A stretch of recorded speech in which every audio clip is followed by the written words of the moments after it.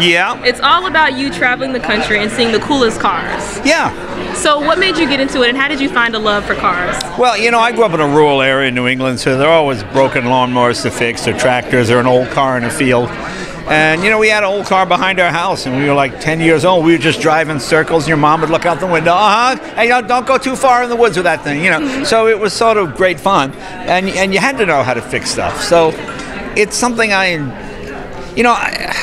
to me, when the heart works best and the head and the hands work together, when you work in show business, it's fun, but it's like champagne. If you drink it every day, you become a drunk, you know. So if you go out and you work with your hands and you take a transmission out and you realize, some guy made $80 for doing this, your hand's bleeding and it's all dirty and you're using the scrub brush. So it makes you appreciate show business a little bit, if that makes any sense. No, it totally did. So what would you say your top car was growing up that was your favorite?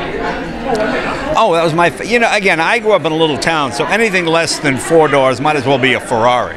No cool cars came through my town. I mean, it's the kind of town where you'd hang around the local McDonald's, then you go home at 10, and then your friend will call at 10:30. A Corvette drove through.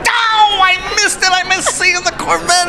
Because, now you can call up anything on the internet, whatever you want. But when I was a kid, you didn't see cool cars in person.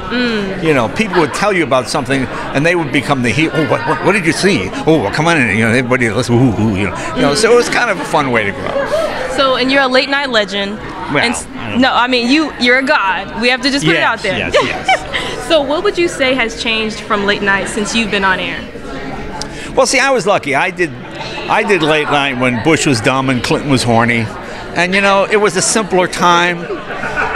There wasn't as much negativity. I mean, now it's anti-gay, anti-black, anti-women, anti-this, it's all this. You kind of get depressed watching the news. To me, I never question a president's motive. I question their judgment. This one I don't get. And, I find the negativity of it.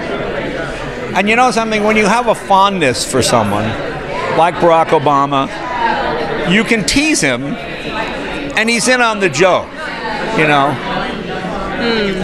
This one, not so much. Yeah. Totally agree. Yeah. Well, thank you so much, Jay Leno. Thank you. Have a good night.